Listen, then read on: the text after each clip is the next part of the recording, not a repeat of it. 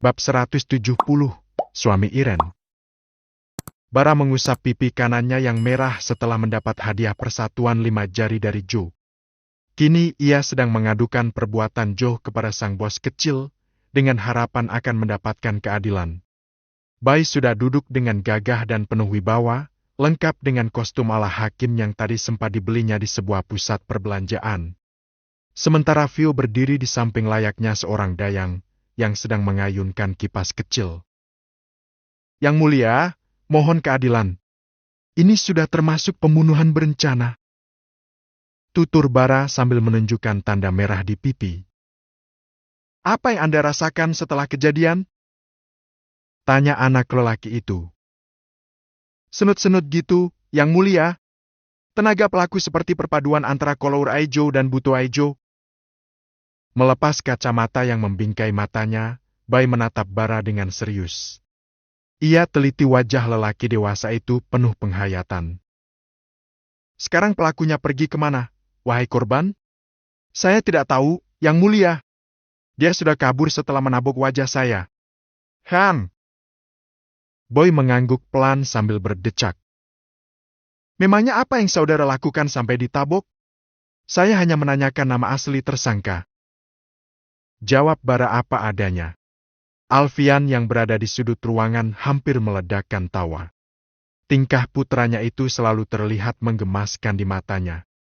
Ia akan berperan menjadi apa saja, sesuai situasi dan kondisi. Ini kasus yang berat dan harus diselidiki lebih jauh. Lebih cepat lebih baik, Yang mulia. Saya sudah tidak tahan. Ucap Bara penuh khawatir. Membayangkan akan seperti apa suasana sidang selanjutnya. Mungkin ia harus menjalani proses otopsi oleh Dr. Boy, seperti yang pernah dialami Joe hingga seluruh tubuhnya dibalut perban. Setelah melihat bukti dan mendengarkan saksi, Pegadaian memutuskan. Pengadilan, Yang mulia, bukan Pegadaian. Protes Bara cepat. Oh iya, lupa. Ia menutup mulut dengan telapak tangan, lalu memasang kembali kacamata hitamnya. Gimana sih Pak Hakim? Bara menggerutu cemberut. Jangan protes, ingat pasal-pasalnya sudah diatur dalam undang-undang. Pasal yang mana lagi, sih? Tanya Bara, mulai kehilangan kesabaran. Pasal 1, Hakim Boy tidak pernah salah. Pasal 2, kalau Hakim Boy bersalah, maka kembali ke pasal 1. Ucap Bai penuh percaya diri. Bara menepuk jidat. Gemas. Jadi hasil sidangnya bagaimana? Boy mengulas senyum hingga memperlihatkan deretan giginya yang berbaris rapi. Sebuah map ia angkat dengan penuh rasa bangga. Setelah melihat bukti-bukti yang ada, beserta keterangan para saksi, serta perbuatan korban yang tidak menyenangkan, pengadilan menyatakan bahwa tersangka tidak bersalah, karena korban memang layak ditabok. Sidang ditutup. Anak lelaki itu mengetukkan palu sebanyak 5 kali. Lalu, disambut Vio dengan tepuk tangan. Sementara Bara menghembuskan napas kasar. Terbongkarnya identitas Gali menggemparkan satu kompleks. Tidak ada yang pernah mengira bahwa sosok lelaki yang selalu datang dengan mengendarai motor matic itu adalah pimpinan perusahaan tempat sebagian warga di sana bekerja.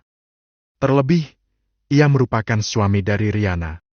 Wanita miskin yang selama ini tinggal berdua dengan anaknya. Hal itu pun membuat beberapa orang merasa takut jika kejadian yang berlangsung sore tadi akan membuat sang bos murka dan mungkin akan memecat mereka.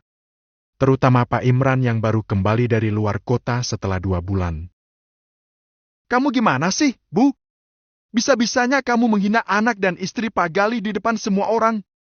Apa kamu tidak tahu apa akibat yang akan kuterima nanti? Gerutu Pak Imran. Sejak beberapa jam lalu ia tampak sangat gelisah. Aku kan tidak tahu kalau suaminya Riana itu salah satu pimpinan perusahaan tempat kamu bekerja, Mas. Jawab Bu Wina dengan penuh rasa bersalah. Memang sudah berapa lama Pak Gali tinggal di sini? Sudah beberapa minggu ini. Tapi dia tidak pernah bilang. Warga di sini juga tidak ada yang tahu. Ya ampun. Pokoknya besok sebelum mereka pindah, kamu harus mendatangi mereka dan minta maaf. Bukannya tadi sudah dimaafkan sama Pak Galih, ya? Kamu pikir minta maaf saja sudah cukup? Perbuatan kamu sudah keterlaluan. Maafkan aku, Mas. Tidak ada yang akan menyangka kalau Pak Galih itu orang kaya. Dia setiap hari berpenampilan biasa dan naik motor tua. Makanya jangan menilai orang dari luarnya saja. Sekarang karena perbuatan kamu dan Zira, aku harus siap-siap dipecat. Zaman sekarang itu susah cari kerja. Bu Wina menunduk. Air matanya terus berderai. Ia menyesal selama ini selalu bersikap buruk terhadap Riana dan Vio. Malam sudah larut ketika Galih membuka mata. Saat meraba pembaringan di samping, tidak ada Riana di sana. Suara isak tangis yang terdengar dari sudut ruangan membuat lelaki itu bangkit. Matanya tertuju pada sang istri yang sedang duduk di atas sajadah menghadap kiblat. Secepat kilat, Galih turun dari tempat tidur dan duduk di sebelah istrinya. Riana sedang terisak-isak sambil memegangi tasbih. Sayang, kamu kenapa? Kok nangis? Ia menyeka air mata yang mengalir di pipi sang istri. Kangen sama Vio? Tebak Galih. Mengingat Riana tidak terbiasa berpisah dari putri kecilnya. Bukan itu. Aku hanya sedang sedih. Apa karena kejadian tadi sore? Riana mengangguk. Saat ini hatinya sedang marah dan sedih atas hinaan Bu Wina dan beberapa orang lain. Sehingga memilih bersujud dan berharap kemarahan dalam hatinya segera berkurang. Jangan dipikirkan. Jangan rusak hati kamu dengan kebencian mereka. Bujuk Galih. Namun, bukannya berhenti, tangis Riana malah semakin menjadi. Kenapa manusia hanya memandang orang yang punya uang dan kekuasaan? Andai aku bukan istri kamu, aku mungkin akan dikeroyok habis-habisan oleh mereka meskipun Vio tidak salah. Galih membenamkan wanita itu ke pelukannya, lalu menciumi ubun-ubunnya yang terbalut mukena. Sifat alami manusia memang seperti itu. Pertama kali datang ke sini, aku dalam keadaan hamil besar. Aku sempat dituduh sebagai wanita tidak benar yang hamil tanpa suami. Aku tidak punya apa-apa saat melahirkan Vio. Untung saat itu ada pakaian bekas Raffi yang diberikan Iren. Hanya dia satu-satunya orang yang mau membantuku. Galih mengeratkan pelukan. Membiarkan Riana melepas semua kesedihan yang terpendam. Aku mau marah, tapi aku selalu ingat dosa yang kulakukan di masa lalu. Dosaku jauh lebih berat dari mereka. Tapi kenapa rasanya tetap sakit? Sayang, kita tidak bisa mengendalikan pikiran manusia. Maafkan mereka, karena Allah yang akan membalas dengan kebahagiaan berlipat untuk kamu. Galih terus mengusap punggung wanita itu.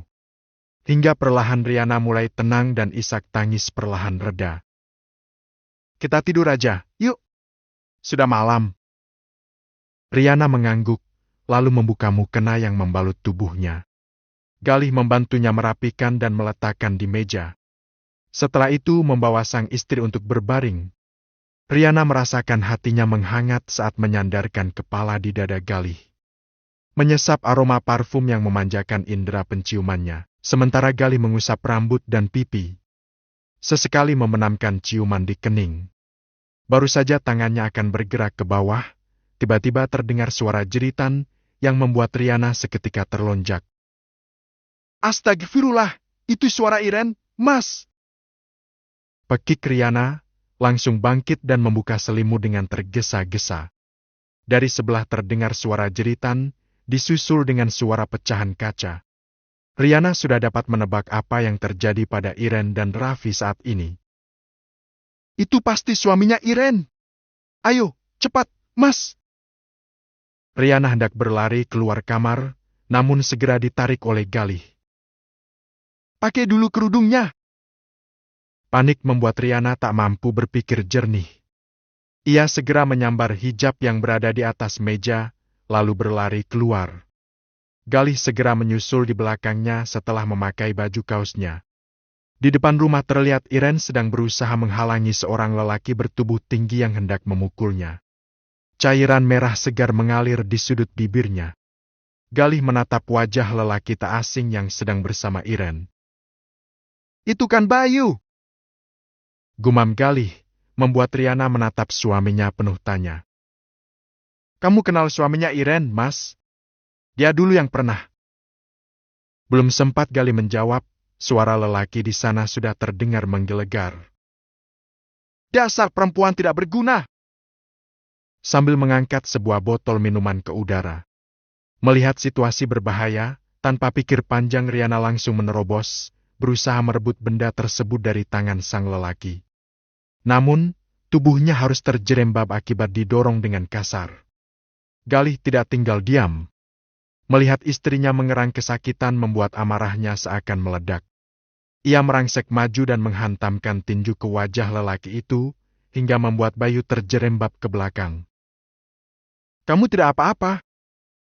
Tanya Galih mencoba membantu Riana bangkit. Tidak apa-apa, Mas. Cepat tolong Iren, suaminya itu kasar dan sering mabuk. Riana baru akan bangkit saat matanya menangkap lelaki setengah mabuk itu hendak menghujamkan botol minuman ke kepala suaminya. Mas awas! Jeritan Riana memenuhi udara.